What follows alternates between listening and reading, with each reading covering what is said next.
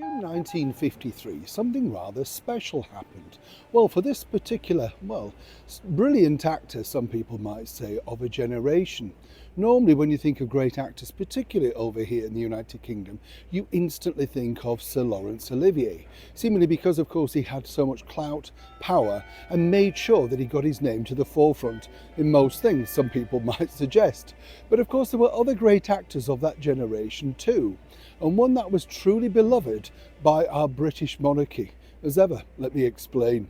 Morning, good to see you. Thank you so much as ever for joining me today, and thank you for supporting these historical nostalgic videos. I'm so glad you enjoyed the recent video all about Wallis Simpson and MGM and everything that was going on around them. It just proves, doesn't it, if you've got a name, people want to attach themselves to you, no matter whether you can do the job or not. And I don't mean that disparagingly to, of course, Wallis or indeed the King.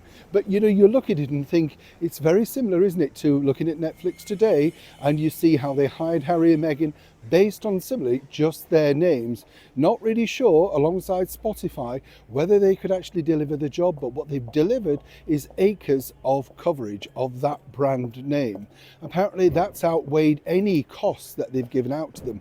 Fascinating stuff when you look. If you haven't seen it yet, do check it out. As I often say, all free for you. No attachments, no memberships, no nothing. Everything is free here on this channel. Always good to share. Now let's get back to your royal story of the day. You see, this, as I say, happened in June 1953, and this was a wonderful moment for the brilliant actor John Gielgud, then Sir John Gielgud. And think about this, this is just around the time, of course, of the early steps of Queen Elizabeth, but she had been a big fan, alongside her mother and her sister, in seeing Sir John, as he was later known, in so many sort of stage plays and movies. Now, for a generation, particularly mine, I would say he came to prominence all thanks to that wonderful movie starring Dudley Moore and Liza Minnelli, Arthur, in which he brilliantly played the butler. You can't forget that, can you? It's wonderful. And of course, that superb song, the theme tune by Christopher Cross. What a voice he had. I just still love that song even today. Now, fascinating to think, isn't it? Because when you look at it, you think, okay, well, you know, a nice actor, he's become knighted, all that sort of stuff. But you see, once you are in with the royal family, it does take quite a lot for them to disregard you. And a few years after this, John Gielgud had something of a fall from grace, shall we say, and this could have eclipsed his stellar career. But according to sources, the Queen Mother regularly attended performances of his latest plays to ensure that she was totally across it, not offended by it, whatever, and that things moved on. That's exactly what monarchs and royals can do. You know, they can say to the British public, I'm fine with it.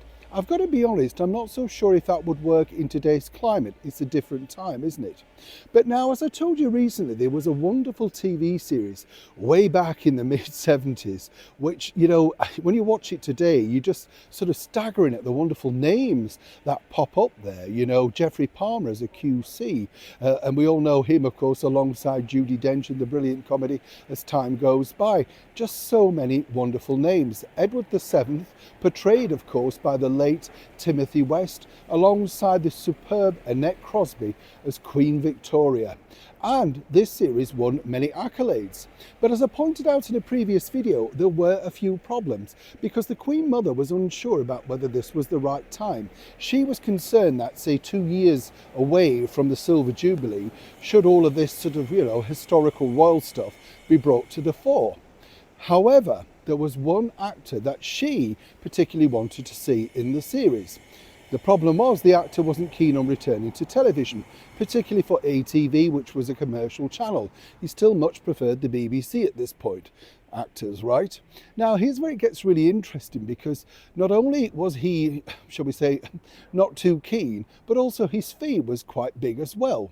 But in order to make sure that they swayed this across the British monarchy, Lou Grade, who was the organiser and owner of ATV, dug deep to make sure that he could secure John Gielgud to portray Benjamin Disraeli, one of Queen Victoria's prime ministers, just for 2 episodes.